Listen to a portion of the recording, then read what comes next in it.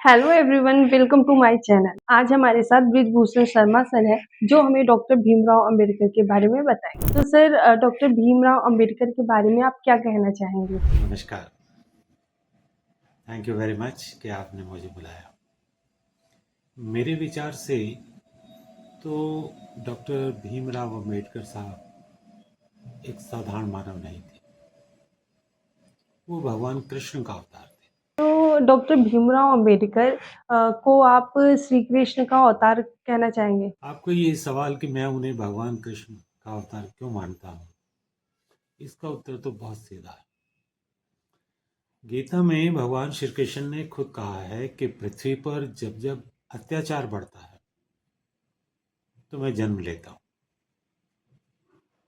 अब आप देखिए कि पिछले हजारों साल से देश की लगभग 20-25% आबादी का जीवन जानवरों से बदतर था। उन्हें अछूत माना जाता था। ये कि अगर उनका साया भी किसी ब्राह्मण पर पड़ गया तो वो अपवित्र हो जाता था और उसे नहाना पड़ता था। और उन्हें समाज में हर जगह डिस्क्रिमिनेशन फेस करना पड़ता था। मंदिरों में जा नहीं सकते थे, कॉमन कुएं से पानी नहीं ले सकते थे, साथ बराबर में बैठ नहीं सकते थे। तो अब आप ये बताइए कि इतनी ज़्यादा प्रताड़ना जब लगभग 20-25% लोगों के ऊपर हो रही हो तो उससे ज़्यादा बड़ा अत्याचार क्या हो सकता है। और इतने बड़े अत्याचार को इतने ज़्यादा लोगों पर जो हो रहा है उसे खत्म करना किसी एक साधारण इंसान के बस की बात नहीं है। उसके लिए भगवान श्री कृष्ण ने जन्म लिया और डॉक्टर भीमराव अंबेडकर के रूप में। और उन्होंने डॉक्टर भीमराव अंबेडकर ने डेमोक्रेटिक तरीके से, कोई आंदोलन नहीं, कोई हो हल्ला नहीं, कोई शोर शराबा नहीं, कोई रास्ता रोको नहीं, कोई मारपीट नहीं, किसी भी तरह की हिंसा या अहिंसा नहीं, बल्कि पूर्ण रूप से डेमोक्रेटिक तरीके से, प्रजातांत्रिक तरीके से, संविधान के माध्यम से उन्होंने अनटचेबिलिटी को बिल्कुल खत्म कर दिया।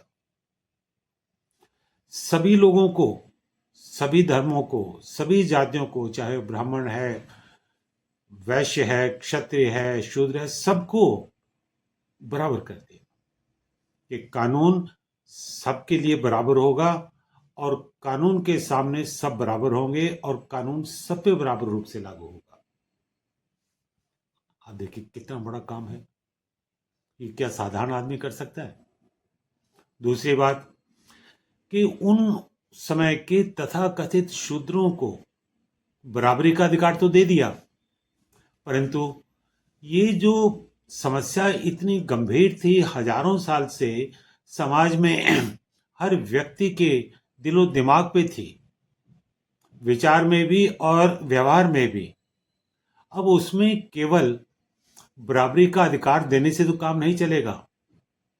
ये जरूरी था कि उस समय के जो तथाकथित शूद्र हैं, जिनके प्रति इतना अत्याचार हो रहा था, उनको शक्तिशाली बनाना भी था।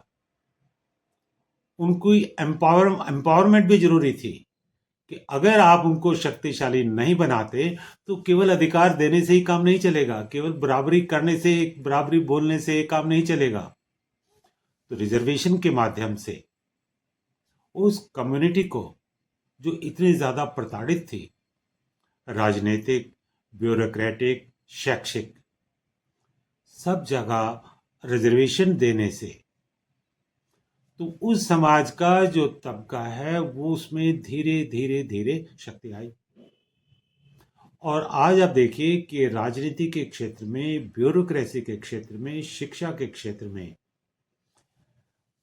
शेड्यूल कास्ट और शेड्यूल ट्राइब लोग, उनके बच्चे बहुत तरक्की कर रहे हैं। भारत में सबसे ज्यादा कठिन परीक्षा सिविल सर्विसेज मानी जाती है। सिविल सर्विसेज की परीक्षा में भी कितने ही शेड्यूल कास्ट, शेड्यूल ट्राइब बच्चे हैं जो जनरल कैटेगरी के बच्चों को पीछे छोड़ के और उसमें सफल होते हैं। आपने सुना होगा कई साल पहले शेड्यूल कास्ट कम्युनिटी से एक लड़की ने सिविल सर्विसेज में टॉप किया।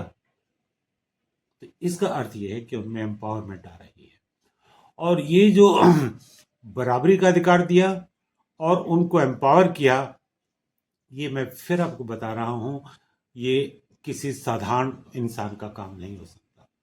ये निश्चित रूप से बाबा साहब में दैविक शक्ति थी। परंतु सर आजकल इतने केस आते हैं जिसमें शेड्यूल ट्राइब्स और शेड्यूल कास्ट को लेके काफी डिस्क्रिमिनेशन होता है। अब आपका ये सवाल कि इस सब के बावजूद अभी भी बहुत से केस सुनने में आते हैं कि शेड्यूल कास्ट शेड्यूल ट्राइब के प्रति लगभग हर जगह कुछ ना कुछ थोड़ा बहुत या ज़्यादा भेदभाव होता है। देखिए, आप एक चीज़ सोचिए कि जो हजारों साल से सोच में और व्यवहार में जो एक कुत्सित प्रथा चल रही थी, उस प्रथा को खत्म करना और उस प्रथा की वजह से जो प्रताड़ित लोग हैं उनको एक आत्मसम्मान की जिंदगी देना, बराबरी का दर्जा देना सबके, ये तो बहुत बड़ा काम है। परंतु इसमें आप कैसे उम्मीद कर सकते हैं कि रातों रात परिवर्तन हो जाएगा? समाज में वो भी इतनी भारी जनता है, आज की तारीख में लगभग 140 करोड़, उन सब में एक झटके में ये उम्मीद करना कि सब बराबर हो जाएंगे, ये तो बहुत मुश्किल है। जो बेड़ियां हजारों साल से पड़ी हुई थी, उन बेड़ियों को तोड़ दिया गया और उन लोगों को मजबूत बना के दौड़ने के लिए, समाज में सबके साथ आगे बढ़ने के लिए रास्ता खोल दिया गया है, उनको एम्पावर कर दिया गया है। परंतु वो जो परिवर्तन है उसमें 100-200 साल तो लगेंगे ही। अभी भी आप देखिए कि पिछले लगभग 70-75 साल में काफ़ी परिवर्तन आया। मैं देखिए, मैं इतने मंदिरों में जाता हूँ, मुझे कहीं पर भी किसी ने मुझसे जाति नहीं पूछी। कोई भी जा सकता है। दिल्ली में कितने ही मंदिरों में गया हूँ, हरियाणा में कितने ही मंदिरों में गया हूँ, पंजाब में कितने ही मंदिरों में गया हूँ, यूपी में कितने ही मंदिरों में गया हूँ, कहीं मुझसे जाति नहीं पूछी। अब आप इससे अंदाजा लगा लीजिए कि कितना भारी परिवर्तन है। आप चाहे ट्रेन में रिजर्वेशन ले रहे हैं, ट्रेन में कौन आदमी आपके बराबर में बैठा है, या किस होटल पे आप खाना खा रहे हैं, कहाँ से पानी पी रहे हैं, सब जगह बराबर है, कोई जाति बाती नहीं है। परंतु उसके बावजूद भी अगर कोई भेदभाव है, तो जैसा मैंने आपको बताया कि इसमें अभी 100-200 साल लगेंगे और धीरे धीरे परिवर्तन आएगा। और आज से 100-200 साल बाद जो लोग होंगे वो सोच के बड़े हैरान हुआ करेंगे कि कभी हमारे समाज में छुआछूत भी थी। और इस सब का श्रेय किसको जाता है? भारत रत्न डॉक्टर भीमराव अंबेडकर को। सर ऐतिहासिक परिप्रेक्ष्य में गांधी की तुलना में आप डॉक्टर भीमराव अंबेडकर को कहाँ रखना चाहेंगे? देखिए, आपका ये सवाल कि गांधी जी के मुकाबले और डॉक्टर बी आर अम्बेडकर साहब की तुलना, देखिए किसी की भी तुलना तो सही नहीं है। परंतु मेरा अपना विचार मैंने आपको बताया है कि पिछले 2-2.5 हजार साल से, जब से कि हम इतिहास को जानते हैं, उसमें बहुत से साधु संत महात्मा राजा महाराजा बादशाह सुल्तान हुए। उनमें से बहुतों ने शेड्यूल कास्ट शेड्यूल ट्राइब के या उस समय के शुद्ध कहलाए जाने वाले लोगों को रास्ता दिखाया बराबरी का।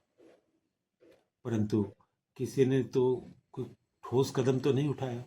और वो पिछले 2-2.5 हजार साल में देश की लगभग 20-25% आबादी को सबके बराबर कर दिया, उनको सम्मान पूर्वक जीने का अधिकार दिया और रिजर्वेशन के माध्यम से उनको एम्पावर किया, शक्तिशाली बनाया।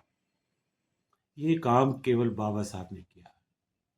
तो मेरे विचार से तो पूरे इतिहास में बाबा साहब जैसा कोई व्यक्ति आज तक नहीं हुआ है। इसलिए किसी और व्यक्ति से तुलना करना तो व्यर्थ है।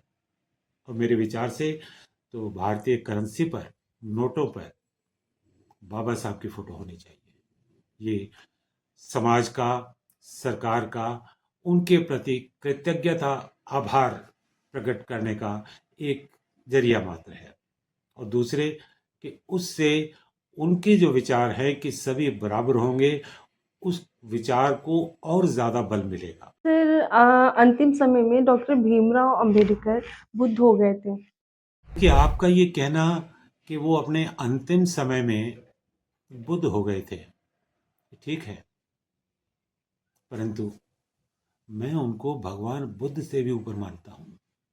आप पूछेंगे कैसे?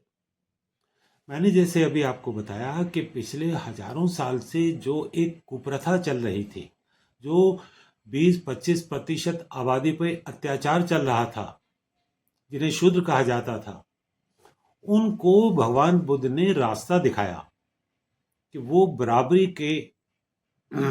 का उनको सम्मान पूर्वक जीवन मिलेगा अगर वो बुद्ध धर्म का में बताई बातों को मानते हैं।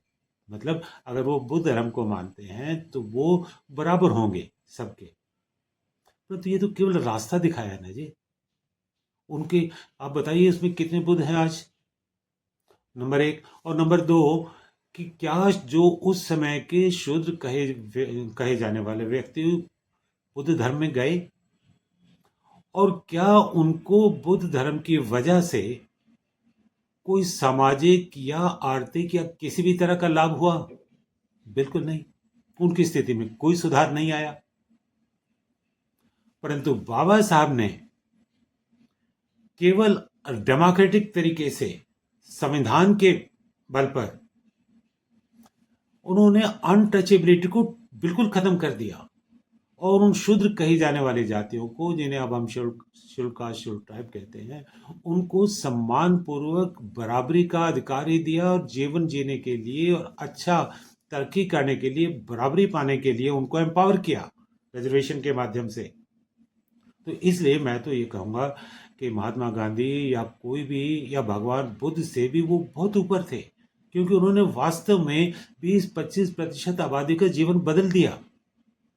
और अब यही लोग 20-25% आबादी, जो कि हजारों साल से समाज में थोड़ा योगदान कर रहे थे, परंतु अब वो समाज के हर वर्ग में, समाज के हर क्षेत्र में योगदान कर रहे हैं, चाहे वो राजनीति हो, ब्यूरोक्रेसी हो, शिक्षा हो, साइंस हो, और धीरे धीरे आर्थिक जगत में भी वो उसी प्रकार योगदान करेंगे जिस प्रकार की वो राजनीतिक या ब्यूरोक्रेटिक या शैक्षिक दृष्टि में कर रहे हैं। तो इसलिए मैं तो बाबा साहब को, अगर उनको मनुष्य माना जाता है, तो जितने भी आज तक के लोग हुए हैं, चाहे वो कितने ही महान हुए हैं, पिछले 2-2,500 साल में, 3,000 साल में, जब से इतिहास हमें याद है या लिखित इतिहास हमारे सामने है, उसमें बाबा साहब को मैं महान व्यक्तियों की सब सूची में सबसे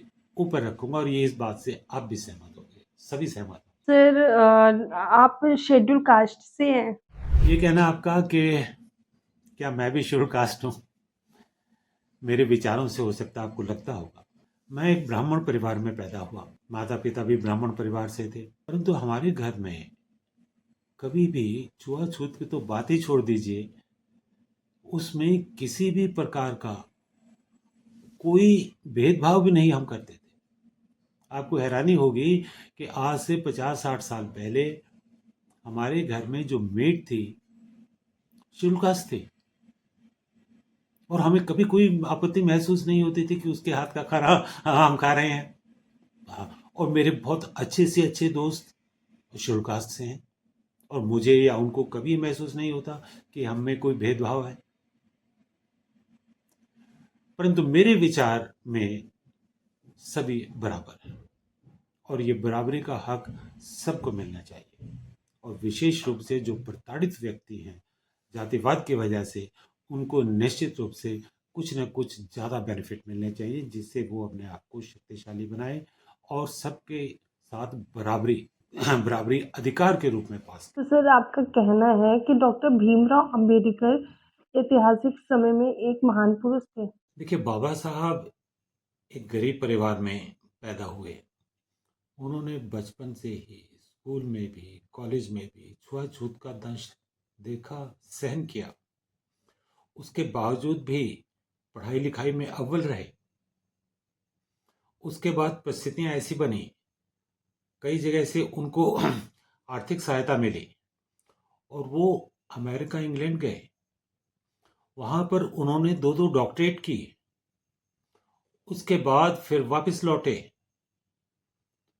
और उसके बाद जब वो संविधान सभा में सदस्य थे तो उनकी योग्यता का शायद ही कोई 1-2 आदमी उस संविधान सभा का मेंबर होगा। और उसके बाद उन्होंने वहां पर संविधान सभा की ड्राफ्टिंग कमेटी का चेयरमैन होते हुए संविधान के माध्यम से छुआछूत खत्म कर दिया और उस समय के शूद्र कई लोगों को एम्पावर किया रिजर्वेशन के माध्यम से। ये जो इतनी लंबी जर्नी और इतना ज्यादा संघर्ष करते हुए, छुआछूत का सामना करते हुए उन्होंने जो उपलब्धि की है, जो 20-25% जनता का उद्धार किया है, वो एक सामान्य मनुष्य नहीं कर सकता। निश्चित रूप से उनमें दैविक शक्ति थी। मेरे विचार से तो भारत में उनके मंदिर होने चाहिए जगह जगह पर, जहाँ उनकी पूजा होनी चाहिए, जिसमें सभी धर्म, सभी जातियों के लोग वहाँ पर जाकर और उनको बाबा साहब का आशीर्वाद लेना चाहिए। और मैं तो ये भी कहता हूँ कि हिंदू मंदिरों में भी जहाँ जहाँ जनरल मंदिर है, सभी देवी देवताओं की उसमें मूर्तियाँ होती हैं, वहाँ पर बाबा साहब की मूर्ति भी होनी चाहिए और वहाँ पर सभी लोगों को उनसे आशीर्वाद लेना चाहिए, उनसे एनर्जी प्राप्त करनी चाहिए। Thank you so much. आपका भी बहुत बहुत धन्यवाद। ओम भगवते वासुदेवाय नमः। ओम भगवते भीमाय नमः। जय भीम, जय भारत। नमस्कार। Please subscribe our channel, like and comment. Thank you.